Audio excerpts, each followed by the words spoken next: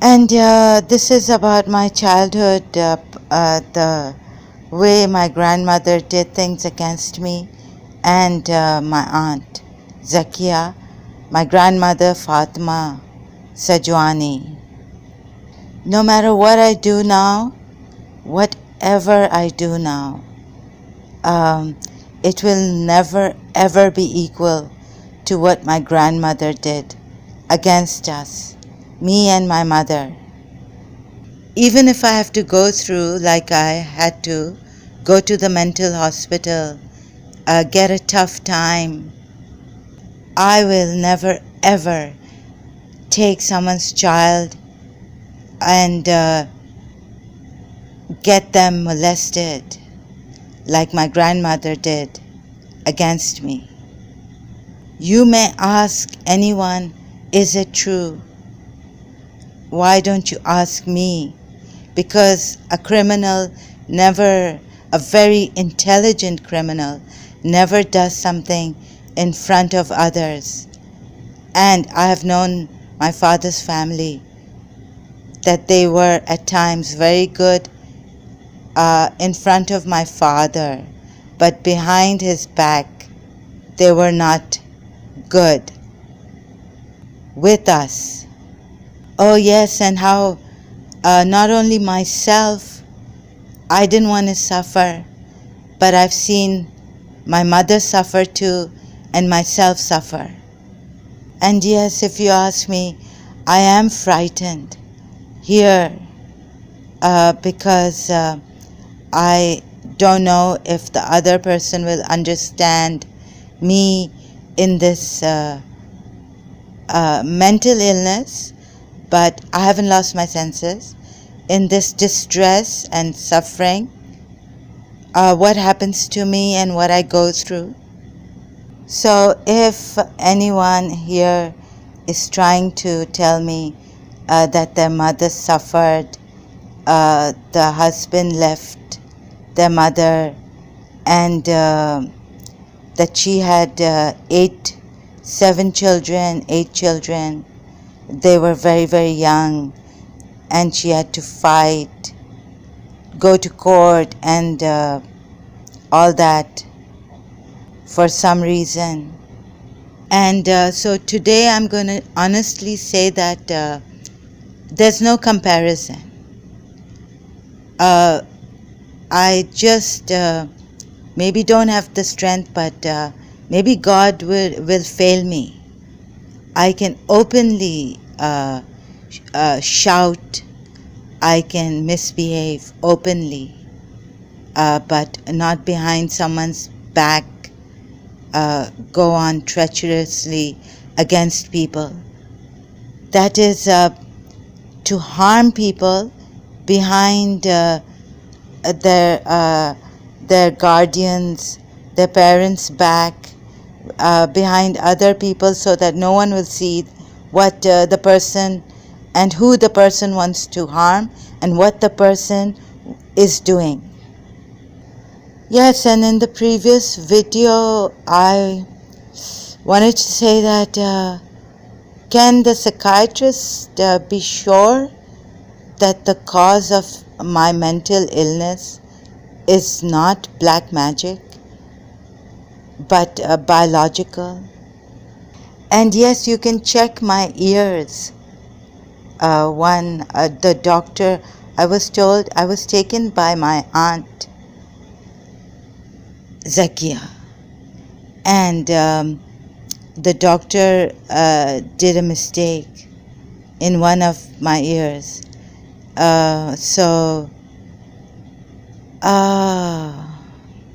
It's Imam Ali alayhi salam says it's very, very difficult. I can't remember the exact quoting, to bring out the deception of the deceptive.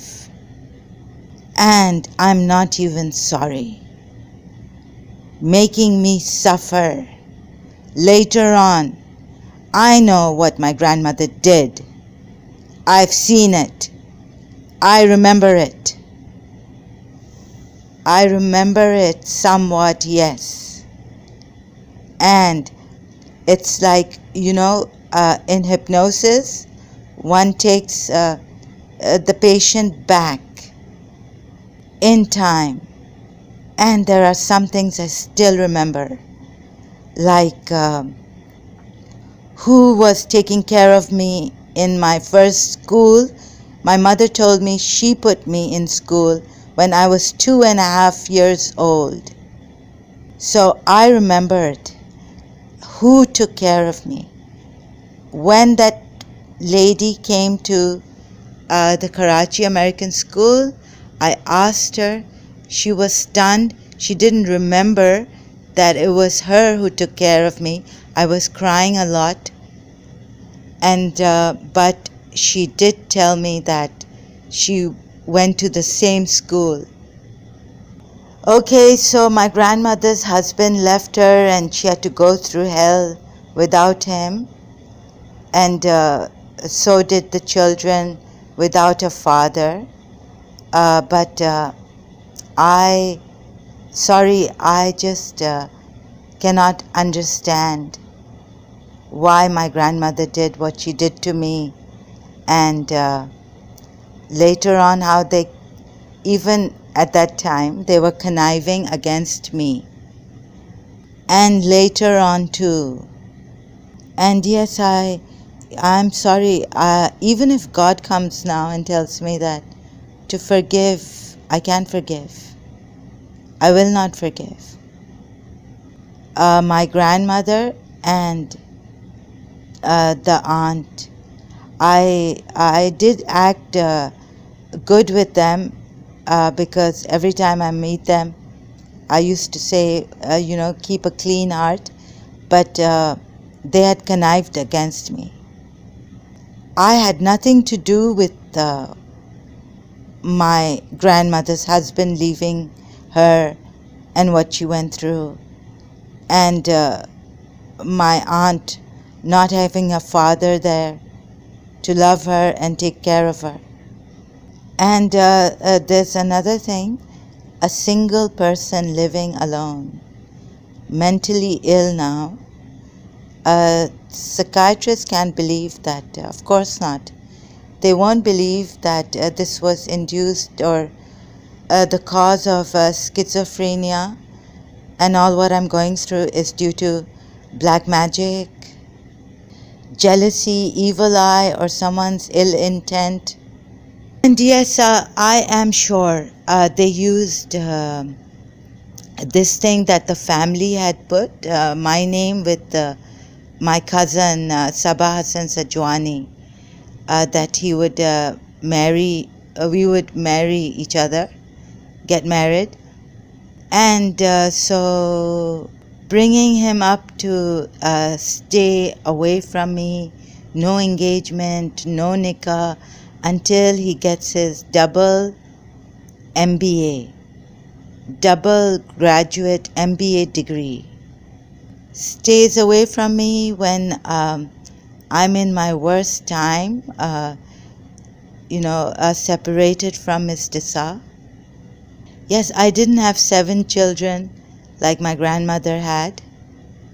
Okay, so maybe they can go on punishing me here in Dubai. Why not stop, not allow me to get my financial aid, and then I could go to court. So I think that would be better. Or the psychiatrist said that I would not be going, if I go to court, they will send me to this hospital, back to this hospital. And the resentment against my mother. She was she couldn't go with my father to Singapore. She was a terrible person. She had these bouts of madness, and my father just stopped loving her. In London, the doctor said that my mother's brain hadn't grown, brain, and so it was better for my father to take divorce from my mother. When I told the therapist in Karachi, Dr. Eva Hassan, she could not believe that someone's brain had not grown, and that a psychiatrist in London had told my father this. So if any one of you out there listening to this think that it was like you can condone my grandmother and my aunt for doing what they did to me, and that as a child I should have understood, but I wasn't even told about my grandmother, that all the things that my grandmother had to stand up to and fight for after her husband left her. This was told to me later by my father. Okay, so these are hard questions I've had to ask myself, that whether to condone my grandmother for sending me up to be molested, and there being 4 friends there sitting, laughing, and then calling me back, and then giving me a bath.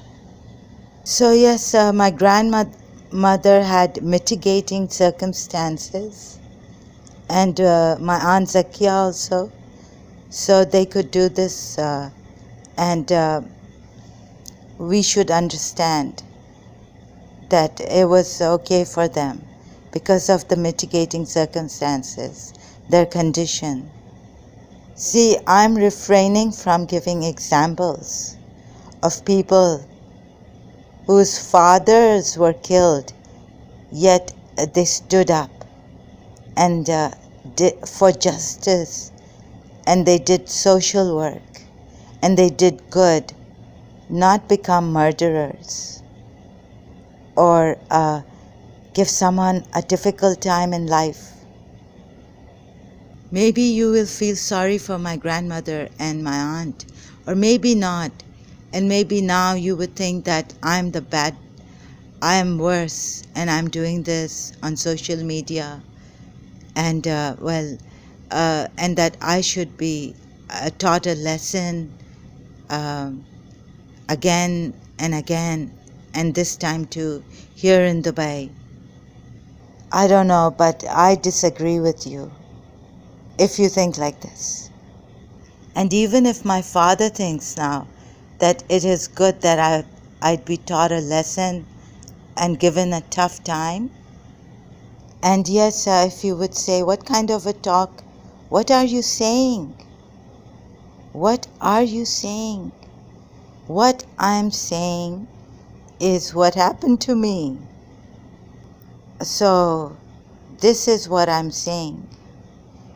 If I was raped, I would say I was raped, and then you would say, what kind of talk are you talking? One thing I know is that who to go to when I'm raped, and who not to confide in and talk to. And it's better to tell the world. And the more tough time I'm given in life, the more I will not forgive, because I now realize that childhood time has passed, but now no one is going to believe what I'm going to say and what I have said. I'm really sorry, this is my choice, and I can't forgive like this. What they've put me through, and what I went through, and who was with me at the time, at my hardest times. Some people who did things against me may condone themselves, and they don't feel the need to even apologize or accept their mistake or faults. But I'm not going to forgive them. And my life story is going out. This may be bad for me or good for someone out there. The consequences I have to face, and I will face them. And even if I was in Karachi and access to social media was given to me in Karachi where there's no law and order, I would still give out this story of mine.